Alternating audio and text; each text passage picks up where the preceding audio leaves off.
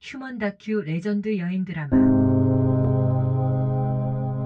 이 얼마나 아름다운 세상. 걸어서 저 하늘까지. 제일부 바람에 구름 가득. 라오스 여행 40째 날 의학. 비몽사몽 꿈인지 생신지. 제사달락.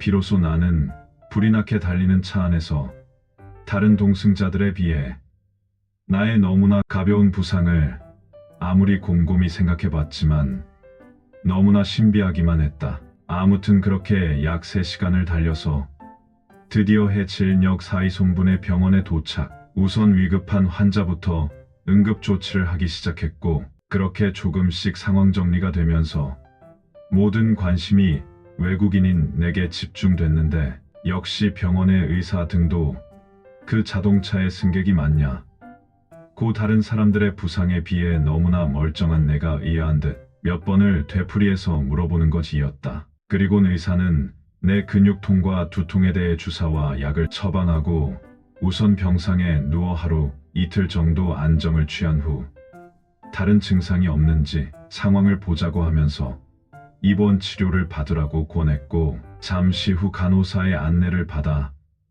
다른 중상자 등이 있는 입원실로 들어섰는데, 이미 다른 중환자들이 먼저 치료를 받고 있었고, 그래도 장파열 등 중상자 2명을 제외하곤 모두가 제정신을 차리고 치료를 받고 있음에 안도의 한숨을 내쉴 수 있었다. 또한 중상자들도 응급수술만 하면 생명에 심각할 정도의 상태는 아닌 것이라고 확인되면서 모두가 정말 불행 중 다행이라고 안심을 할 수 있었는데, 돌이켜보면 사고 당시 운전기사의 침착한 판단으로 자동차가 진행 방향에 왼쪽 10여 미터 낭떠러지로 떨어졌기에 망정이지, 만일 오른쪽으로 추락했다면 절벽의 높이가 최소한 200m는 좋게 넘는 아득함이었기에 아마 지금쯤 나를 비롯한 승객들 모두는 이 세상 사람이 아닐 거란 생각이 들면서 다시 한번 그저 불행 중 다행일 수밖에 없다는 마음뿐이었다. 그리고 와중에도 왼쪽으로 추락을 유도한 운전기사에게 고마운 마음마저 들고 있었는데, 참으로 아찔했던 순식간이 아직도 그저 꿈만 같음이었다. 정말 라오스의 외딴 골짜기에서 어느 날 불길의 혼으로 사라질 뻔한 사고였는데, 그래도 아직 죽으라는 팔자는 아니었는지, 어쩌면 나의 운명의 새 여신인 파르카들이 나와 함께하며 보살펴 주심에 이런 불상사를 피해갈 수 있도록 도와준 것 같다는 생각뿐, 그저 꿈인지 생시인지 분간이 안 될 정도로 아직도 놀란 가슴은 두근거리고 있었고, 그렇게 꿈에도 못 잊을 사이손분의 첫날 밤은 모질기만 한 첫 인상 속에 깊어만 가고 있었다. 그러나 그 첫 인상만으론 부족했는지 이젠 또 하나의 숨어있던 복병만 같은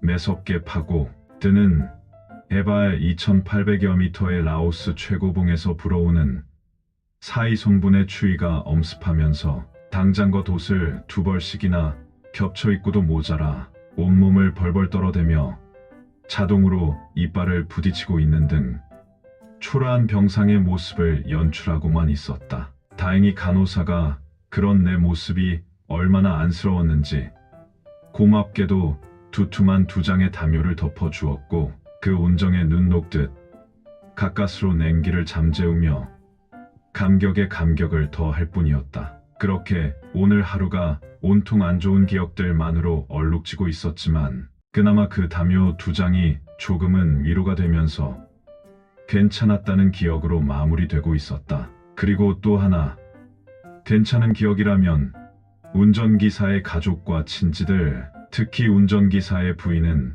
자신의 남편이 많이 다쳤음에도 불구하고 승객들의 부상에 더욱 관심을 보이며 선듯 외상 등의 타박상에 대한 통증을 해소시키는 민간용법으로 이곳 산골 최상의 비상약이라고 할 수 있는 귀하디 귀한 진짜 자연산 웅담을 어디서 구해 가지고 와서 일일이 입원 환자들에게 직접 밤새 1시간 간격으로 계속 떠먹여주는 등 정성 어린 손길이 인상적이었음이었다. 물론 내게도 떠먹여주려 했기에 나는 내가 먹을 정도는 된다며 애써 떠먹여주는 것을 피해 얼른 약사발을 뺏어서 단숨에 마시기를 여러 번 했는데, 그래서 그런지 웅담에 약발이 송곳으로 지르는 듯 했던 편두통도 씻어내며 밤새 다른 통증들도 지우며 숙면을 취할 수 있었음이 아닌가 싶었다. 그리고 아울러 사고 직후 생면부지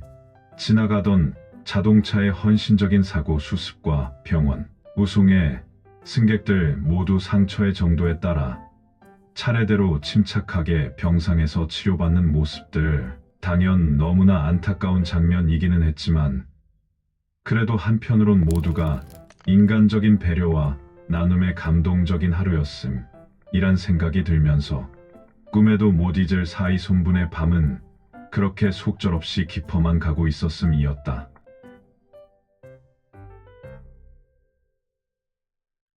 여기까지 제1부 바람에 구름 가듯을 마무리하고 다음 편부터는 제2부 흐르는 강물처럼으로 이어집니다.